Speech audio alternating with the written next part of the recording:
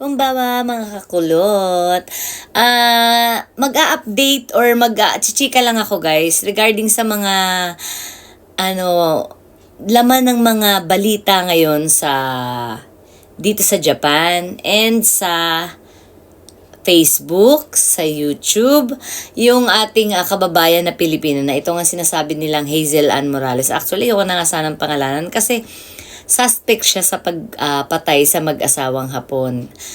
Bali, dati siyang kasintahan nung anak ng mag-asawang Hapon. So, pinagsasaksak sa dibdib yung mag-asawa and itinago sa parang underground or yung parang lagayan ng mga stock yun, guys, actually. Depende sa klase ng bahay. So, doon itinago yung mag-asawa. So, maraming mga haka-haka, imbentong kwento na kesyo, kesyo, nanghiram daw kasi ng pera itong si Pinay, and nangako ng kasal sa anak ng mag-asawang Hapon, and parang may nabuking na ganito, ganyan. So, kaya niloloko lang sila, kaya sinisingil na, kaya daw siguro pinatay, and baka raw may kasama pang iba, si suspect na Pinay, kasi nga hindi naman nga kayang gawin ng iisang tao lang daw yon na buhatin doon, na ganyan. So, meron din naman nagsabi na baka yung anak, dahil nga sa pera, baka raw yung anak ang pumatay.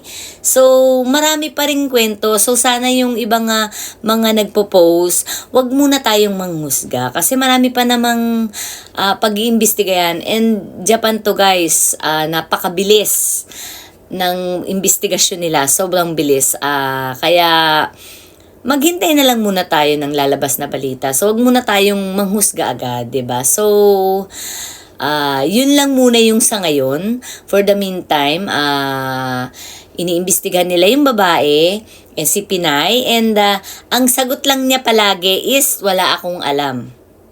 Wala akong alam. Yun lang lagi niyang sinasagot. So, hintayin natin yung mga susunod pa na mangyayari. Wag muna natin siyang husgahan, okay? So, yun lang po kasi may nagtanong nga sa akin, and lagi akong nasa trabaho. So, umaga hanggang gabi ako sa trabaho. So, pagtapos ko sa isa, lipat naman ako sa isa. Kaya, hindi ko siya natututukan sa news. Pagbukas ko ng TV, saglitan na lang. So, yung kausap ko kanina is yung kasamahan ko sa trabaho. Nagtanong ako kasi usually nanonood yung palagi eh. So, yun lang yung parang balita nila. And nalulungkot ako syempre kasi alam mo naman yung ng mga tao, 'di ba? Yung mga mata nila, yung paghuhusga na eto na yung kababayan natin na may pinatay, so dahil sa pera, yung mga ganun ba. So medyo nalulungkot ako, and nasasaktan syempre, kababayan natin yun di ba?